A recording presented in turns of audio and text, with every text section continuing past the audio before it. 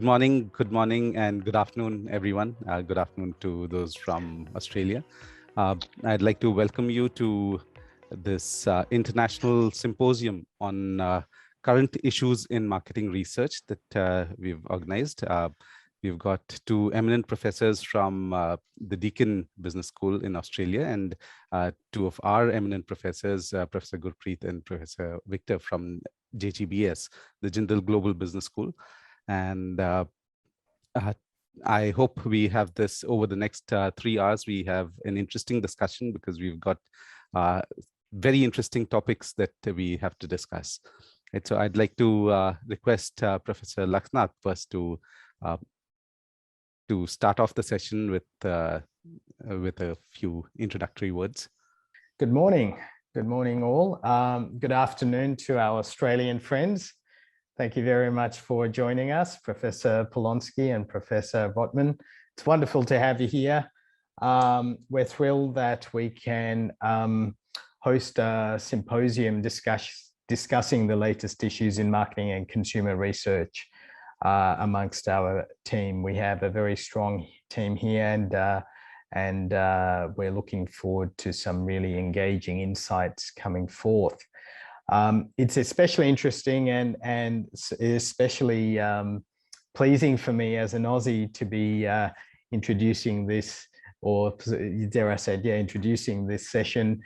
I actually come from Melbourne, so I think this is really pleasing that some of my friends from not too far away in Burwood are actually presenting today. Also, this series is this symposium is part of a series that we at Jindal Global Business School hold called the International Knowledge Research and Knowledge Symposia series. And what we do is try and bring in leading scholars from around the world to impart ideas and also transfer knowledge. And it works both ways as well, where we are very keen to develop research collaborations with leading scholars and universities and institutes around the world. Deakin is a partner of ours. We have a long-standing friendship with Deakin, and this is one further way through which we are consolidating that partnership. Okay. And to introduce Professor Polonsky. So Professor Michael J. Polonsky is an Alfred Deakin Professor and Chair in the Marketing Department in Deakin Business School. He's taught at a number of Australian universities, as well as their international programs in China, Malaysia, and Singapore. Before moving to Australia in 1989, he taught in New Zealand, South Africa, and the USA. He received his PhD from the Australian Catholic University in 1999 and has master's degrees from Temple University and Rutgers University, New York. His undergraduate degree is from the Towson State University, now known as the Towson University. Great. Thank you, Professor Polonsky. I really look forward to your talk. The talk is about feelings of vulnerability and dehumanization in health services, the differential role of information and customization. To introduce Professor Rotman, he is a senior lecturer in the Department of Marketing in Deakin Business School. He specializes in research on consumer psychology with a special focus on the areas of emotion, morality, ethics, and self-regulation. His work has been published in the Journal of Consumer Psychology, Marketing Letters, Cognition, Public Opinion Quarterly, and the Journal of Business Ethics. He is presenting today on moral peacocking, exploring social media outrage. I'd like to point out that this paper and this research has won the Best Consumer Award, Consumer Behavior Award at the ANSMAC recently. And Professor Rotman also presented this research at the ACR just last week. So welcome, Professor Rotman, and we look forward to your session. Thanks so much. I'll just share my screen. So the behavior that I'm talking about is what we call moral peacocking. And moral peacocking we define as the act of condemning perceived offensive behavior via public expression of one's outrage. But what I'm going to suggest today is that it's actually a little bit of both. That is, the motivation to condemn this perceived offensive behavior so e.g. to moral peacock, is a function and requires both this sincere moral violation, but also the desire to signal one's identity to others. So taken together, we find that, and this research provides a framework for exploring why individuals condemn other persons' brands or corporations they deem offensive or outrageous. These public displays of outrage are not driven solely by personal offense, nor solely by identity signaling, but an interaction of the two. And witnessing moral peacocking with which one does not agree causes consumers to counter peacock, subsequently rewarding the targeted brand. Other implications that you might want to think about as well. And one quick question. The notion of peacocking and counter peacocking, is that enduring, or does it sort of, I mean, I guess you've only done a certain number of studies, so you might not have done the longitudinal, but I'm just wondering, do you think it's enduring over time? So if I have this tendency, say today, then in 10 years time, do you think that will still be part of my makeup, or is there the potential to shift? So you say like at an individual, or are you saying Yeah. if I'm offended by a brand at time A, and then like whether or not I'll forgive it kind of like later on, or are you saying like more? Yeah, like the notion for me to get quite riled up about, you know, brand transgressions or whatnot, or other transgressions, that notion of counter or peacocking or counter peacocking, would that be enduring over time? Oh yeah. So the one, I guess the piece that I think is interesting is, you know, in actually like this in our Nike study, you know, most people we actually asked, you know, were you familiar with this campaign and so and so, and only 30 of like the 160 or so, if I remember correctly, like were not. And so, but we still didn't find, it was, you know, only when we showed the, you know, the peacocking piece that people actually, you know, reacted to it.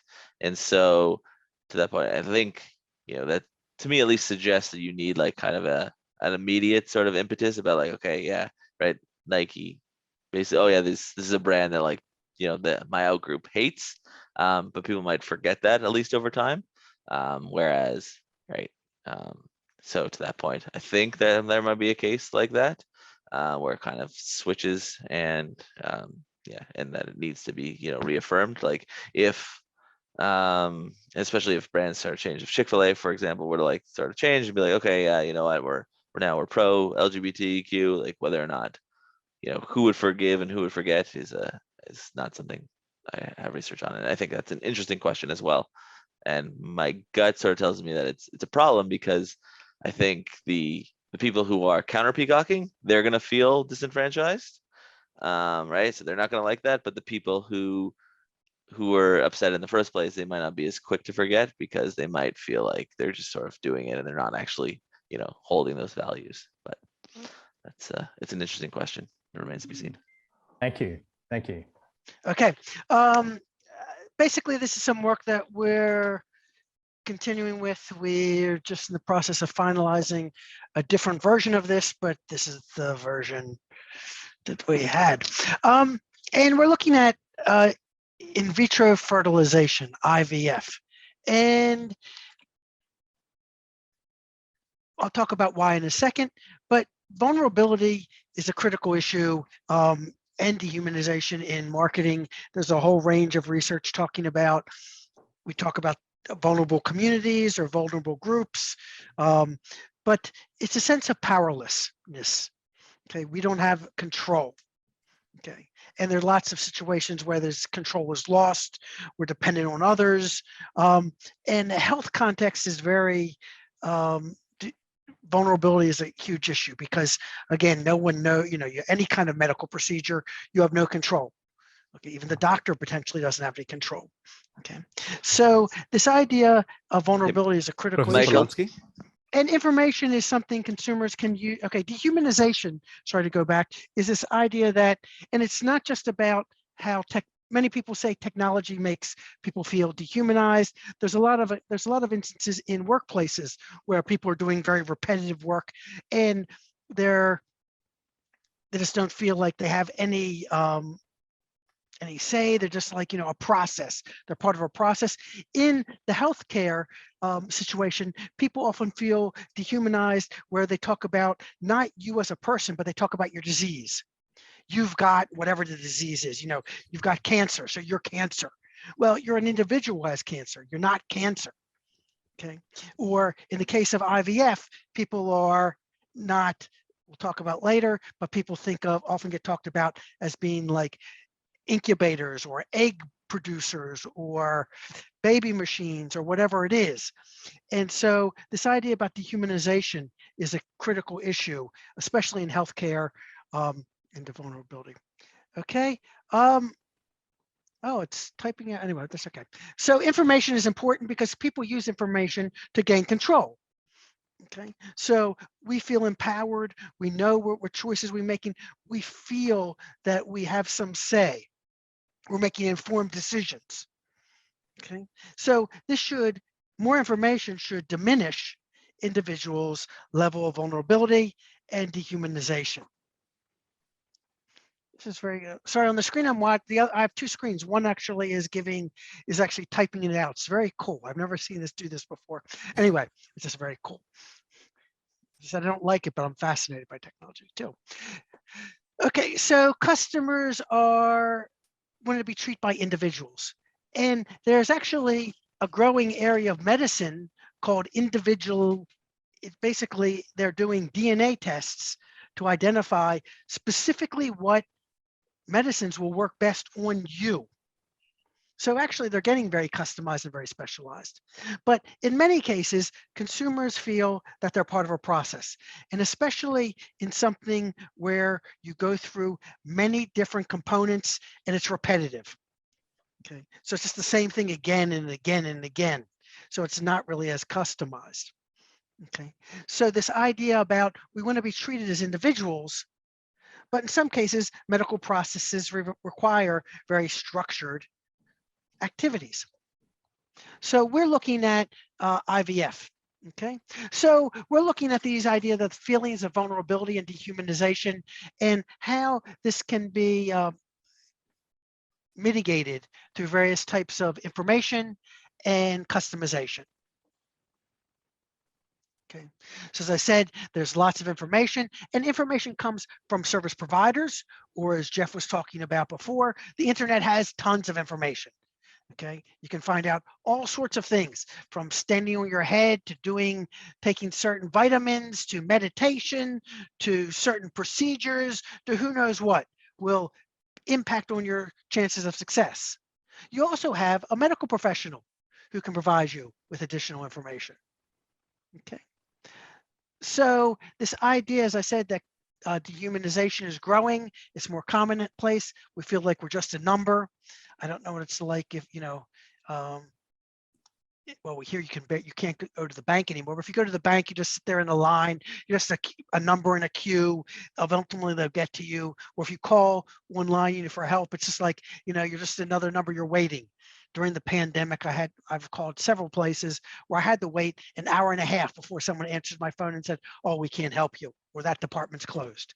So very, very enjoyable services. But again, you just feel like you don't matter. And IVF, as I said, is an important business. It's a multi-billion-dollar, but it's also about consumer well-being. I mean, people striving for parenthood. Procreation is one of the critical motivations. Without procreation, we wouldn't have humanity. So we're looking at how in this services context we can deal with this. Okay, vulnerability theory. It's actually interesting that vulnerability, and going back to one of the questions, is a fluid state. You may not be vulnerable all the time. You may be vulnerable in certain situations. Let's take an example of you're flying to a conference overseas. Well, if you're stuck in an airport and there's no flights out and you don't know where to stay and you don't know anything don't know where hotels are, you're vulnerable. So you're normally not vulnerable, but all of a sudden you've become vulnerable because of the situation you have. So it can be influenced by internal factors, how we feel, but external factors as well. And when we're vulnerable, we have two choices. We can progress to becoming more negative, dehumanized, or we can cope and adapt and have resilience and deal with the vulnerability. Okay, so we're arguing that consumers who have resource constraints, they don't have information, and even with all the information, there's no certain outcome. This is one of the challenges. There is no answer. There is no answer. Some people just don't get pregnant. There's no answer. Okay, and they can focus on external information, which tends to focus on the symptoms, the disease, the process of the treatment. It doesn't talk about people being individuals. It doesn't talk about you, how you feel, how do you cope with these feelings? How do you, so again, people feel like they're reduced to their disease. Okay, here's another IVF patient. Okay, and so we're going to argue that increasing consumer external information search increases their vulnerability because they get more and more information that's less and less clear and contradictory. So information is not addressing vulnerability, it's just creating more confusion and more vulnerability. And we're also arguing that vulnerability mediates the association between external information search and dehumanization. Okay, so the more vulnerable you feel, the more you're going to then feel dehumanized in this process. We're also going to then talk about the service providers, because this is really co-creation of life. Well, I guess life is the ultimate co-creation, where they're help facilitating the process. There's extensive interactions. There's nurses. And matter of fact, as part of this research, we found, really, and most of the interactions between the patient are with the nurses, not with the doctors. And the organizations can decrease people's perceptions of dehumanization by giving them more information, more customization, treating them as individuals. So reducing that feeling of dehumanization. So increased service provider information decreases vulnerability. So external information, because again, hopefully that's trusted and reliable, whereas external information, there's just massive amounts of it. It's not clear. And vulnerability mediates the association between service provider information, support, and dehumanization. Okay. And this idea of customization of service, again, treating individuals as individuals. Well, in some ways, that's almost the inverse of dehumanization. But again, we're not, because again, dehumanization is the individual feeling, whereas customization is how the service provider engages with that person. So customization often has been found to improve satisfaction, perceived service quality, repeat patronage, a whole range of things. And a matter of fact, customization, as I said, is this idea about customer-centered care, where we're trying to treat the individual as an individual, with actually designing medical treatments and regimes based on, as I said, we're not talking about in this case of using DNA to test that, but again, you can. So increased service customization attenuates the association between vulnerability and dehumanization, which leads us to a picture. You got to have a picture. Okay. So this is different types of information, external information and service provider information leading to vulnerability. And then this idea that customization will reduce this relationship between vulnerability and dehumanization, and external information will positively influence this relationship. Internal information from service provider information will reduce this relationship. So what do the theoretical implications? I guess it identifies the importance of different kinds of information in healthcare contexts, specifically IVF, and how this impacts on vulnerability. We talk about the internet as being a panacea for, Dr. Google, and we can find things. In another paper, we have a cartoon where we have the doctor talking to the patient, and he says, you've described all the symptoms perfectly, and you have this illness, you have whatever the illness is, if you were a goat. So again, people are making interpretations about processes that may or may not be true. Vulnerability seems to explain the relationship between information and dehumanization. So increased vulnerability is a problem, and ways we can reduce it is important. And this idea that customization can reduce the relationship between vulnerability and dehumanization is important. There's a range of practical implications. So again, and this is part of the difficulty, you can't really control the information people get, but again, how centers provide information, people are always going to go and get information from sources which may be questionable, and you can't stop that happening. So again, ideally having good open communication and dialogue between the clinic and the patient will hopefully reduce their reliance on bad information. And there might even be cases where they actually have things where they go through people and say, this is why this information is bad, or, you know, this is, or what makes a site reputable or not reputable. So people, because people in the IVF area, they'll read a story about something works and everybody will want something, even though there's no clinical support for its use. So getting high value information, maybe clinics having, I guess, reliable information or links to reliable information that will help them. The idea that you're going to have more customization. This is a problem. Because in many cases, I mean, you had women who were going through multiple processes. The nurses talked about some patients who would call the clinic, you know, once or twice a day, every day. And it's almost, and to customize that, I mean, it's a workflow issue. I mean, to deal with all the patients is very difficult.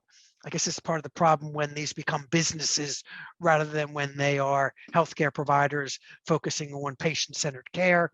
But so having some way of becoming more integrated with the patients where you have a consistent point of contact might also help, that they then might not rely on this other information. But again, you have to have those people that are available, which costs money, and then therefore there's costs. So that basically is what I had to say about IVF. Yes. In some cases that's a good thing, in some cases it's a bad thing, because unfortunately doctors are not the fountain of all knowledge either. True. And this is part of the problem, that when they believe they are, I mean, there are things that other people know. And so you do have to become an advocate for your own healthcare. So it's a balancing act. And you're right. So it is a big challenge. I'm just wondering to what extent you could say the political economy might contribute, political economy of where the service exchanges occur might contribute to this notion of dehumanization. And what I mean by that is, say for example, in Australia, you know, things have moved, say, since the 1980s, very much down the, dare I say, the neoliberal path, right? Yep.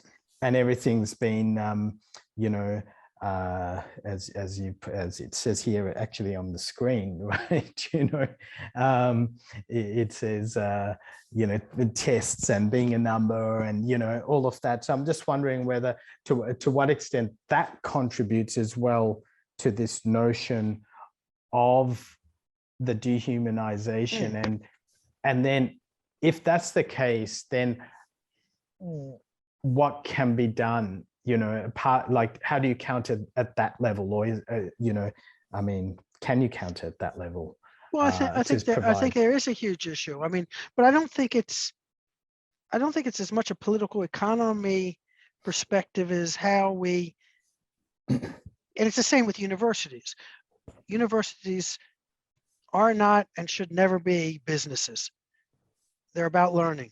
Now you can run them in given models, but once you make it a private business, you actually are changing the very nature of the exchange. You're changing the roles of the actors. So I think when you're making it, the government is, I mean, you know, there are medical services that are being privatized, it makes it harder then to focus on the patient and the broader objectives. I mean, this whole idea about, we saw that, women over 45, I mean, there's a debate, when I said the government subsidizes everybody irrespective of age. Well, should it subsidize a woman over 45 who has a 2% chance of becoming pregnant? The same as it subsidizes someone who's under 35 who has a 45% chance of becoming pregnant. I mean, they're investing resources in the future population of Australia. But again, once it becomes a business, should we be making those choices? I don't know that answer. But we appear to be, and then here they aren't yet. But again, you might argue that, well, maybe we need to, or maybe we should be. I don't know that answer. So I'm not sure I answered your question, but it is a very good question about how do we view the individual in this environment? How do we view what the role of society is, what the role of government is, what the role of the individual is? And I think we do, unfortunately. As I said, some things are not businesses. Yeah, for sure. For sure. Unfortunately, even though we treat them like businesses. I'd like to now welcome Professor Gurpreet. Professor Gurpreet is an assistant professor in the marketing area at the Jindal Global Business School. She's an MBA in marketing from IIM Lucknow and has over 15 years of corporate experience across leading media and IT companies such as Coforge, which was earlier in IIT Technologies, and a number of media companies, the India Today, Radio Mirchi, Dainik Bhaskar. And she's worked in the areas of strategy development and implementation, revenue generation, and business model innovation. She's done her PhD in the area of business sustainability from IIM Lucknow again. And Professor Gurpreet has presented her work in leading conferences at IIT Kharagpur, in the International Conference on Sustainability at Amsterdam, and her research papers are under review in leading ABDC and ABS journals. Her research interests include sustainability, sustainable consumer behavior, conscious capitalism, psychology of conscious consumption, and green marketing. So Professor Gurpreet is going to be talking about understanding pro-environmental behavior of adolescents, a moderated mediation model. Welcome, Professor Gurpreet. Thank you. Thank you for the introduction. Thank you to the professors from Deakin University for being here. It's been an amazing session up till now, and I hope I can add more value to the discussion here. So my study involves understanding of pro-environmental behavior of adolescents in India. Now, when I'm talking about adolescents, if I look at how WHO defines adolescents, they are children between the age of 10 to 19 years of age. My study involves children from age 14 years to 18 years, which means children in grade 9 to grade 12, as per the Indian schooling system. To give you a brief overview of what the study was, so first question is, why do we need this? Why do we need to study? So as we all know that, youth are the active agents for protecting the environment, and what they know about the environmental issues are very, very important markers for long-term social change. India has the largest population of adolescents in the world, as per UNICEF, and therefore it is important for us to know what are the factors which determine environmental friendly behavior. Also, as I will discuss in detail, the ultimate goal of environmental education, which is imparted in schools, is to ensure that at the end of the day, the students are behaving in an environmental friendly manner. So whatever knowledge is imparted in school, environmental friendly behavior is the end result. Otherwise, it really makes no sense for them to learn about environmental issues. If I look in the Indian context, there is a gap, research gap in understanding what are the factors which influence pro-environmental behavior.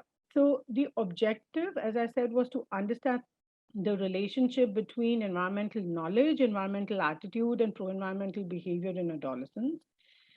Very important, as I'll discuss in detail, was to determine the role played by emotions in the attitude-behavior relationship when it comes to pro-environmental behavior. Also, the role played by concern in the attitude-behavior relationship. What we also did was we wanted to understand what is the level of knowledge, of environmental knowledge of school-going adolescents in present-day India. Now, because environment studies is a topic which is taught in school. So we just wanted to also assess the level of knowledge as per. So the questionnaire that was made for knowledge was designed as per the course curriculum, the NCERT course curriculum. We also wanted to see the moderating effect of gender, grade. In grade, we actually combined 9 and 10 grade versus 11 and 12 grade. And we also wanted to see if parents' education level has an effect on environmental behavior of adolescents. Based on our literature, we came up with few hypotheses. So before I go there, I think as Professor Polonsky said, we need to have a diagram. So this is the diagram this is the model that we tested. So my independent variables are environmental knowledge and emotional disposition towards the environment. So what we are saying is that knowledge and emotional disposition towards the environment leads to pro-environmental attitude. And environmental concern acts as a mediator between attitude and behavior. Our hypothesis was, I've quoted literature from where, on the basis of which we came up with this hypothesis, was that higher the knowledge, more will be the pro-environmental attitude. Higher the emotional disposition towards the environment, it lead to a higher pro-environmental attitude. If you have a more pro-environmental attitude, it leads to a greater concern about the environment. A more pro-environmental attitude will also lead to a more pro-environmental behavior. And if you have a higher concern for the environment, it should lead to a more pro-environmental behavior. So there were 5 hypotheses which were tested in the study. Now, interestingly, the top 3 sources of information for adolescents when it came to environmental information was the internet, teachers, and newspapers. This is very interesting because, since I come from a media background, newspapers are seen as a dying medium. But what we see here is in case of environment, newspapers are a very important source of information for the adolescents. And of course, internet is at the top, followed by teachers, because teachers are the main, source of environmental studies curriculum, which is taught to them.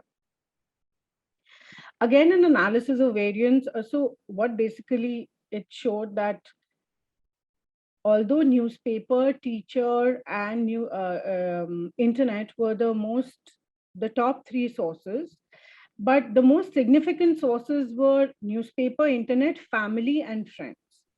Okay, so there was a significant difference in the mean knowledge scores of students who said yes to this particular sources and information from those who said no. What is the contribution for this study? So the study, in terms of theory, it adds to the knowledge, attitude, behavior relationship for the environment, and it also addresses the gap of research that is there in the Indian context. For practitioners, it explores the roles of emotions in the knowledge, attitude, behavior relationship. It gives an empirical relationship to the traditional model. In case of the policy, what it says is that, first of all, it gives important inputs in terms of what is the knowledge level, which means the education that is being imparted in schools, whether that is making a difference. Secondly, it is also making a case for how to improve our environmental education in school. So what we are trying to say here is this: instead of doing just classes or PPTs on environmental education and teaching them that particular topic by saying, so just to give you an example, a lot of children used to tell me that adults just tell us that it's doomsday, everything is bad, the climate crisis is here, we are going, everything is, but nobody tells us what do we need to do. That is one. The other thing is they are not able to connect to what is taught in classes through a PowerPoint presentation or through the teacher who stands there and who gives statistics and facts and figures on the climate crisis. What we are trying to make is a case to improve the emotional connect of the children. Now, how is that possible? Within the curriculum, we need to include more experiential experiences, such as, for example, say suppose in Delhi, instead of telling them that, oh, the Yamuna river in Delhi is so polluted and these are the photographs and this is what it is, make a field trip of 2 hours, take them to that location, make them talk to the people around them, a more experiential learning, increasing in. So our request to parents would be, instead of taking them to a mall on a weekend and buying them stuff from stores, take them out camping, take them out hiking, put in that extra effort. To introduce Professor Victor. Professor Victor is a faculty in the marketing area at JGBS. He's recently submitted his PhD in thesis in marketing and defended it also at BITS Pilani, one of the premier private technology and business institutions in India. He has received his BTech in mechanical engineering from NIT Agartala and his MBA from BITS Pilani. He has also qualified the UGC NET in the area of management. His doctoral research examined the role of value co-creation in enhancing the implementation of various schemes, policies, and initiatives in the public sector, public services sector in India. He's worked and published in areas such as masstige luxury, consumer engagement, consumer ethnocentrism. He is published in 5 A category journals, 2 B category journals, 2 C category journals, and has a book chapter also. Some of the top marketing journals that he is published in are the Journal of Retailing and Consumer Services, Journal of Business and Industrial Marketing, Journal of Product and Brand Management, International Journal of Consumer Studies, and the Journal of Global Information Management. His current research interest lies in exploring new age technologies through the lens of consumer behavior and services marketing, and his core strength lies in developing conceptual review and experimental papers. So welcome, Professor Victor, and his talk would be on the area of sustainable consumption in the retail sector towards a comprehensive framework. The Sustainable Development Goals, the SDGs, as we all know, was constituted in 2015 by the UNGA. And the idea was to, so we had the 17 items, and the idea was to achieve all of those by 2017. Now, if you look at those 17 goals, there are 2 specific goals, goal number 11 and goal number 12, which directly point out to sustainable consumption. And goal number 11 is sustainable cities and communities, and goal number 12 is responsible consumption and production. Now, if you look at the retail industry for that matter, this is one particular industry which has a say in both the demand and the supply side. On the demand side, retailers directly interact with the consumers. So they have a say in influencing the purchasing patterns of consumers. On the supply side, just a second. On the supply side, retailers also do interact with the suppliers from the companies from whom they do source their materials. So there also retailers have a say. Now this puts retail companies at a very prominent position, or in a very strong position, to influence both consumers and suppliers' behavior. And so retailers, in a way, can take initiatives to promote sustainable consumption in our society. If we see the extant literature, sustainable consumption from the retail perspective has been studied, of course, but till now, we did not really consider the psychological dispositions of the consumers. I mean, what retailers have been doing was, how do we enhance customers' sustainable consumption behavior or their pro-sustainable consumption behavior, but those psychological factors which actually lead a consumer or a customer to indulge in consuming sustainable products, those aspects have not yet been studied. In this respect, or in this regard, we argue that the concept of value co-creation, that is where all the actors, all the stakeholders come together to create value together, we argue that value co-creation can be a useful process where which can be used by both retailers, the consumers, the suppliers. All of them can come together, and together they can create co-create sustainable consumption. For this, what you have done is that we have adopted the shift framework that has been proposed by White et al. So this is a paper which was recently published in 2019 in the Journal of Marketing. In fact, that was a paper which really fueled our thoughts towards this study. Now, what White et al. Did was they found out those psychological dispositions that I was just talking about. They found out that what are those factors which motivate customers or consumers to indulge in sustainable consumption practices. They looked at the psychological dispositions from the consumer's perspective.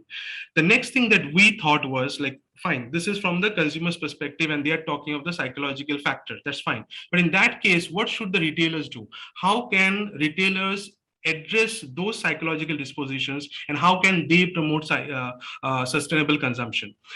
In that regard, we took the shift framework forward and we developed something called the MAP framework. This is something that we have developed, and together we have created a conceptual framework, which I will be showing in a couple of slides. So this is the conceptual framework that we have developed, and I'm going to explain each of the components in details.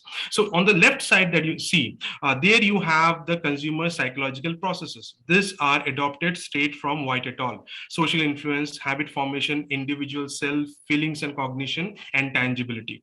On the extreme right that you see are the firm's contribution, and this is the mapped framework that we have developed. So what we are saying is that social influence is one psychological disposition that is affecting consumers' indulgence towards sustainable consumption. In that case, what can firms do? They can offer market acceptance, and I'm going to explain what it is. For habit formation, retailers can give appreciation and rewards. For individual self, retailers can contribute by giving out positive affirmation. For feelings and cognition, retailers can contribute by being more empathetic in their communication.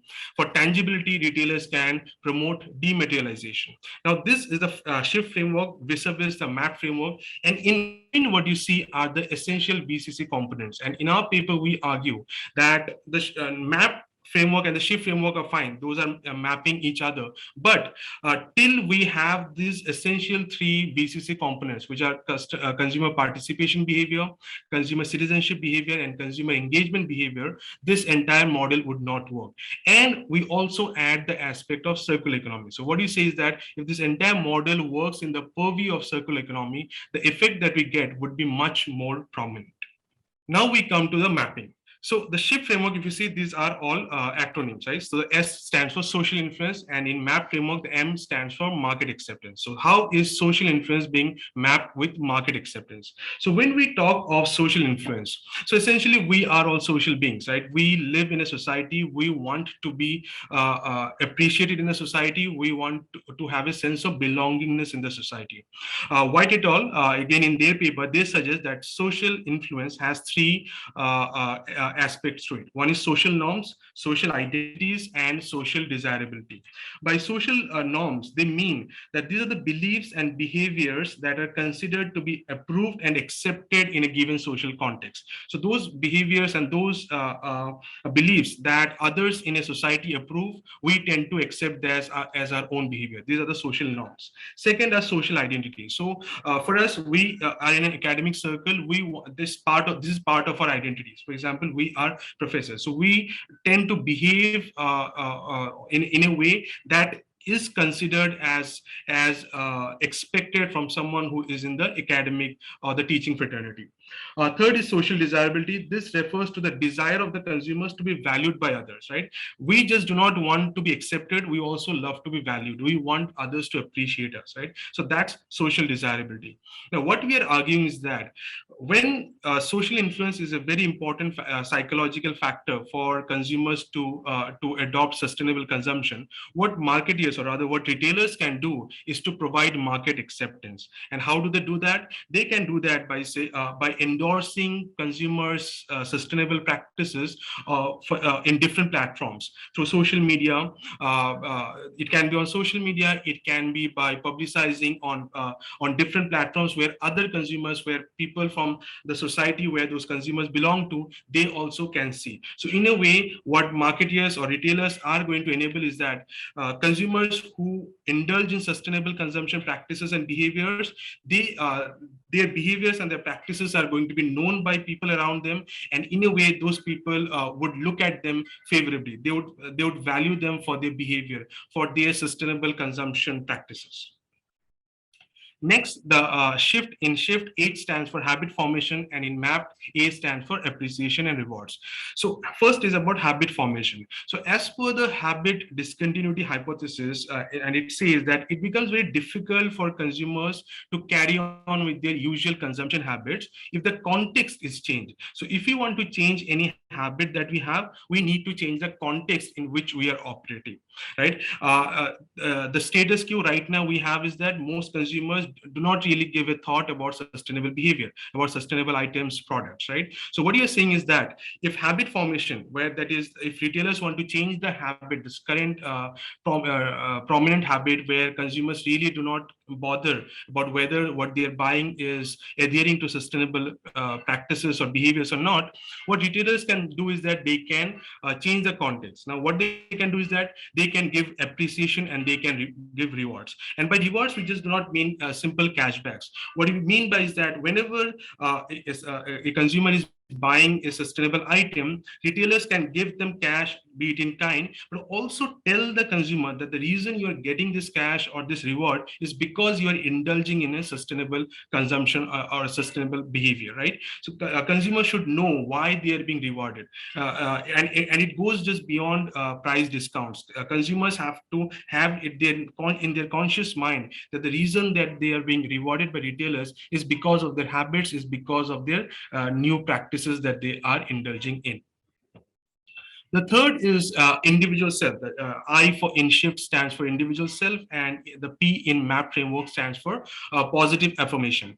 Now, in individual self, again, there are these factors: positive self-concept, self-consistency, self-interest, self-efficacy, and individual differences. So by positive self-concept, we mean that consumers desire to view themselves positively. We love to be, we have to love to have our own positive impression, right? It's not about others, it's about our own impression about ourselves. And also we want to have this identity, this concept about ourselves for a prolonged period of time. And that is what we mean by self-consistency.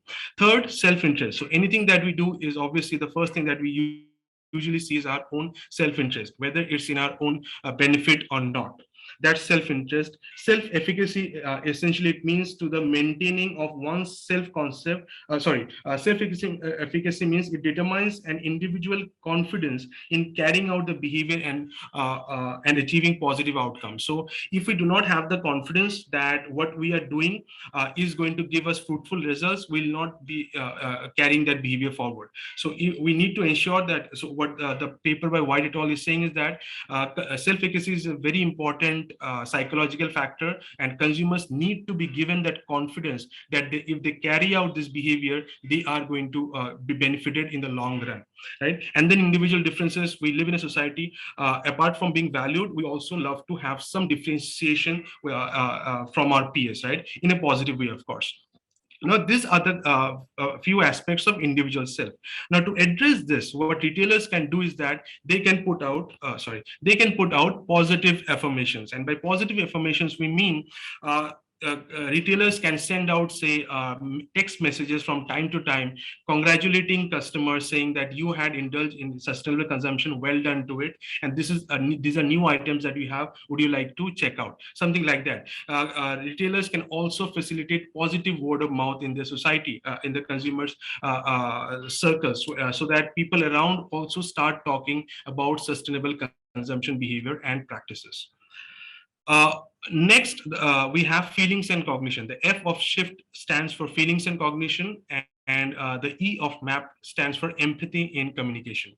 Now, there are two ways that we make decisions. One is through an intuitive, effective route, and the other is through deliberative, cognitive route. In behavioral economics, we call the automatic route and the reflective route, right? So one is where we act or behave based on our emotions, right? That's the effective intuitive route. If we look at something, if we like it, automatically we feel, okay, this looks good, let's go and buy it. The other is that there are people who are more calculative, who are more, who really deliberate, who make those cost benefit analysis, and they are the people who really think through before they take any big major decisions. So retailers need to understand that not everyone is same, and not everyone behave, or not everyone make decisions in the same way. There are people who make decisions through their emotional means, and there are people who make decisions through more of calculations and deliberations. And there comes the empathy in communication. Retailers need to be empathetic of the way consumers are making the decisions.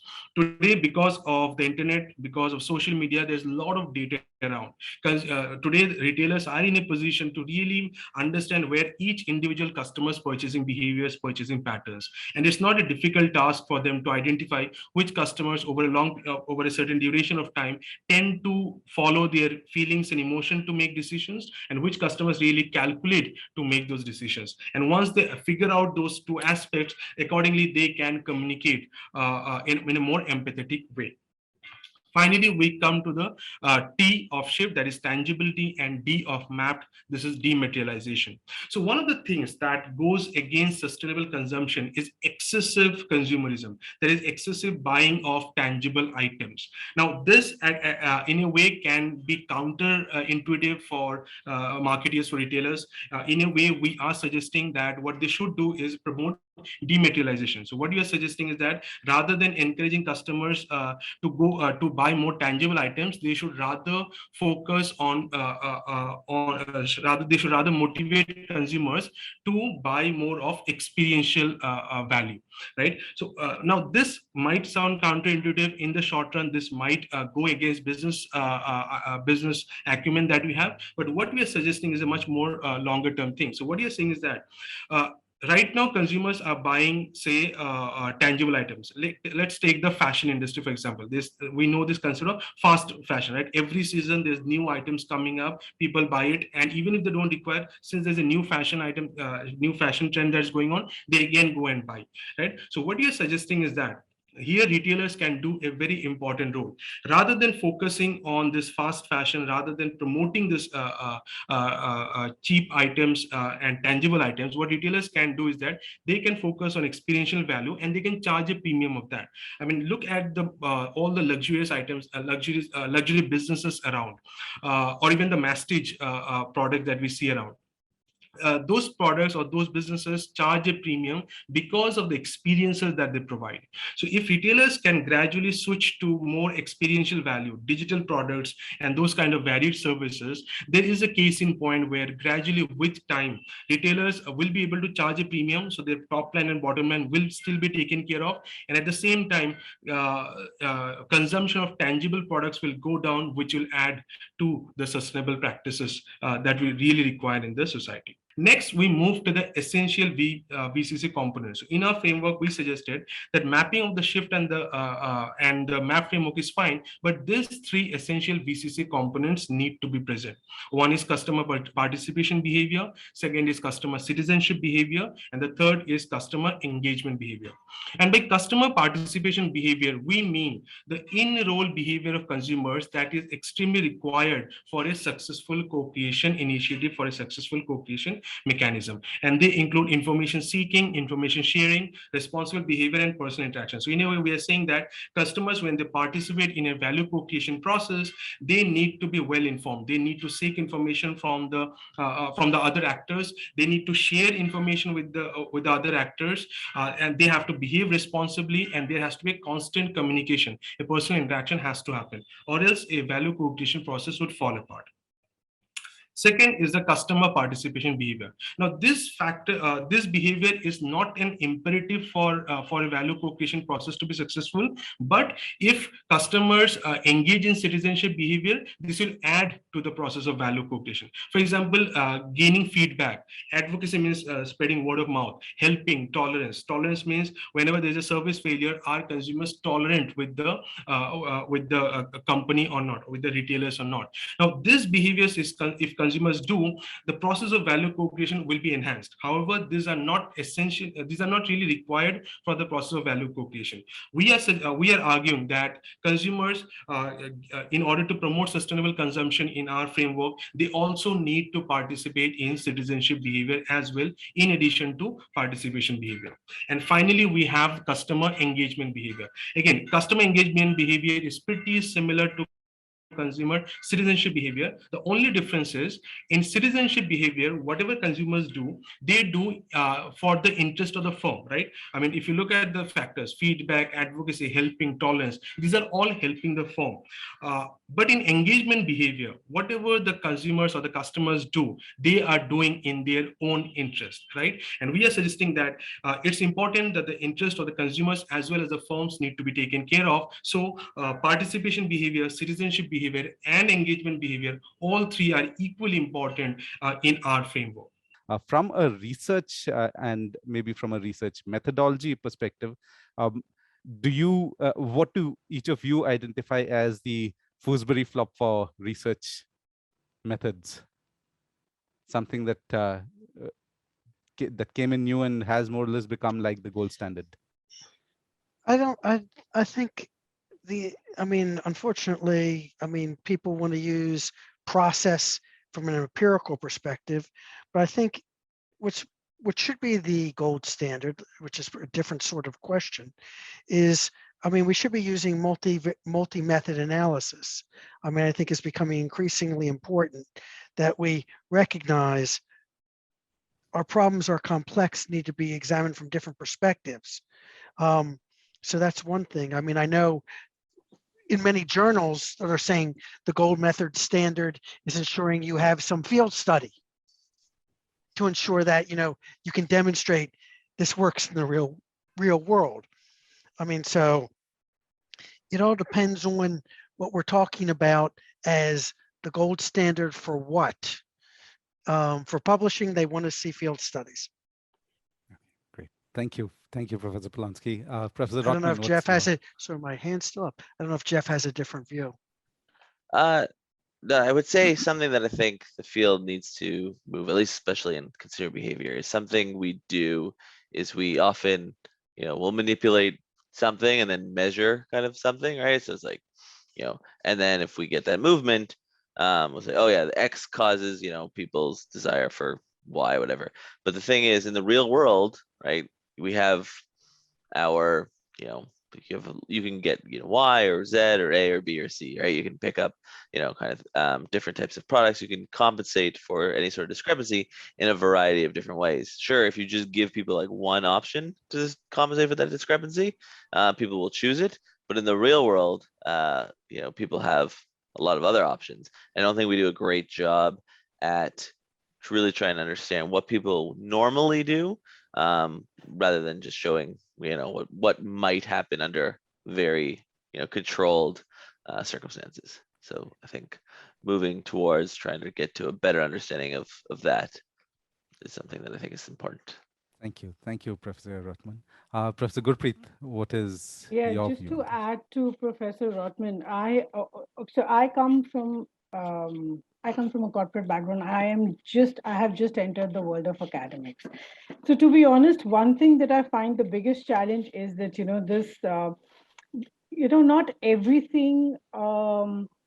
Some things just have to be observed, because what people say and what people do are two very different things. So when I go asking them, oh, do you indulge, just to give an example, if I make a questionnaire and I tell them, do you close the tap while you're brushing your teeth? Everybody is going to say yes, but so I'm actually looking forward to, with technological advancement, if there's some way that we can probably observe and not ask directly, because I struggle with people giving good answers rather than honest ones. I think that is a problem that all of us face. So I'm actually, just trying to explore if there are other, with the advance of technology, if we've reached a level wherein probably with the consent, I'm sure there are a lot of, tools that have come up, but I'm still searching. In case anybody has any suggestions, please let me know. But I'm still trying to, I'm struggling to actually, measure things which people would not be very honest in telling me the truth. So, so then, I mean, questionnaires and making them fill up questionnaires, even if you're incentivizing and all, that I think is a very big challenge. That which I see as a researcher. This is as where a I think very new researcher. sorry, where I said using multiple data sources. I mean, so for example, in that context, asking for people whether they'll give them to you, but getting their actual water usage bills, where you actually can then quantify. Now you can't quantify whether they turn the water off, but you can quantify whether they're a heavy or a light user of water as a household. So, I mean, I guess going back to the gold standard, looking for these other data sources that you can link in, I think is an important issue. Great. Thank you, Professor Polonsky, for almost solving Gurpreet's issue on that. I don't know if I solved it. I just gave her a note. Yes. Professor Victor, what's yours? Yeah. So I think one of the things that I'm very initial days in my research career, and quite a many things to learn, a long way to go. But one thing that I see is that the type of questions that we ask in our research papers, and most of the times, more than those questions being exciting or interesting to us, what the real consideration that we have is that whether this particular journal is going to accept it or not, right? The methodology that we devise, we target the journals and see, okay, whether if you're targeting this journal, whether this many 3, 4, 5 studies are enough or not, or whether we need to do more than this, all right? Rather than going with the merit of the question, we look at the journal, right? I mean, it's part of the game. I'm not complaining about it, but there's something in a way, I mean, as a very early stage researcher, I think maybe I would be rather more comfortable in taking up questions which excite me, doing those methodologies, maybe multi-study, whatever the study is, experimental, conceptual, whatever those kind of studies and multi-study experiments. I wish going with the merit of the question would suit me better, right? So this is something I'm coming to terms with, right? Again, these are very early days for me, and hopefully I'll learn to adjust to this. Yeah. I have one more question if there is nothing else from the audience. Okay. I wanted to ask, in the current scenario with COVID-19 and the lockdowns, and I heard in Melbourne, the lockdowns had started happening again. I don't know if you're still under lockdown. No, they're over. We're free. Okay. We're free. In that scenario, how has research changed for you, data collection especially? What do you have to say about that scenario? I mean, I don't know if Jeff's, I mean, we were in the middle of a project that with multicultural non-English speakers, and we finished the project. We went to Zoom and we found, but again, it wasn't it was a face-to-face survey as distinct to let me rephrase it. It was a administered survey. So there was someone administering the questions. So it was like a phone call. We read the survey and we did it that way. We were doing that way even before COVID for a range of reasons. So we were able to continue the project. So I think there have been opportunities. It depends on the kinds of research you're doing. Focus groups, I'm doing a focus group in another project. We're doing them via Zoom anyway. Mm-hmm. So I think some of the things are possible. Some of the things have totally changed anyway. If you're doing something where you're doing observational research, I mean, it'd be fascinating to see people's observational research, how people change their behavior in general. But those are other questions. I don't know if that answers your question. I think we found ways and realized that the ways we originally envisioned are not the only ways. Great. Thank you, Professor Polonsky. And I would have some follow-up question with you over email about the advantages of an administered survey. Maybe we'll take that up later. Professor Rotman. Yeah, I think Michael's kind of hit the nail on the head. I mean, moving, so right before actually the pandemic hit, we were building this behavioral lab, so we haven't really gotten a chance to use it, but the first few years I was here, we didn't really have it. So if I wanted to do some sort of more behavioral study, I had to be a little bit more creative, but it's not too like in the study I gave today, for example, I gave people a chance to, you know, win or whatever, like a, you know, a gift card for a specific brand as a method, as a behavioral method of brand choice, right? And so it's not, you know, as good as maybe like being in a lab and like, you know, taking, you know, or an observational data where, you know, see people pick stuff off, you know, the actual shelves, but it's, you know, at least it's economically, you know, real in that sense, right? It's actually, you know, what people are actually doing in that sense. So there's, you know, it depends on what exactly you're looking at and what you care about. So if, you know, if it really matters what your dependent variable is in this case, then that could be a problem. But yeah, the other piece, there are also some, you know, economies of scale. We're doing some interviews as well, and it's just nice to, you know, not have to drive everywhere. We can just, you know, do it all via Zoom, and it saves a lot of, you know, time and money that way. So, you know, yeah. Great. Thank you, Professor Rotman.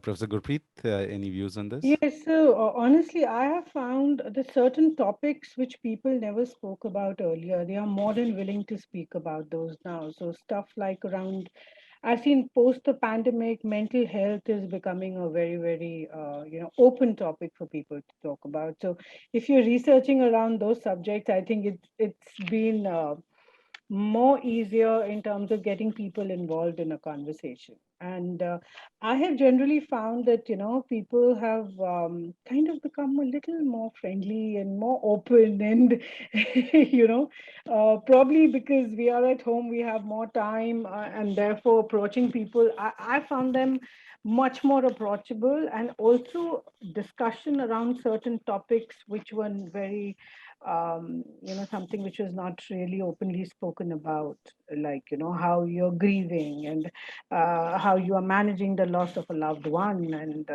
you know, even just generally stuff around life as to, you know, what are our life goals and stuff like that. So people are really, you know, talking about stuff which they were not really very openly talking about earlier, especially around mental health, I think, which is a very, very important topic everywhere, especially in India, because we do not really talk about. For us, mental health is a very different, you know, we kind of, you know what I mean, Sunil? We put it in a very different bucket that health only Yeah, to means talk physical about it. health. Yeah, we don't talk about it. I mean, it's something that we feel, oh, you know, I mean, somebody who would have cancer would probably still be accepted, but somebody who's going to a psychiatrist it's a taboo. You know, there's something really wrong with the guy. So yeah, so I found a change in consumer behavior, to be honest, in the way people are behaving after the pandemic. Yeah. Okay, great. Professor Victor, concluding statement on that. Yeah, so in this last 1 year, I was more involved in talking to people from the corporates, right, more B2B kind of thing. So there, it's a different ball game, right? If you have their attention, if you have their appointment, and if they give you half an hour, they are more willing to talk out, right? So in the last during the pandemic, I personally did not indulge in collecting data from common average consumers per se, so I can't talk about that. But yeah, from the corporates, if you have the time, I mean, getting appointment is one big deal. And LinkedIn is one that's savior. But once you get the appointment, they are more willing to talk out. And what I find is that since people are at home, they are more they're more have more liberty with time. I mean, they're not in a run. So that way, that was my experience. So, but yeah, some of my other co-authors have been involved in data collection. We also have used MTurk. Right, but again, I'm not personally involved in those data collection for consumers. I'm more in the B2B space that I've been doing. So yeah.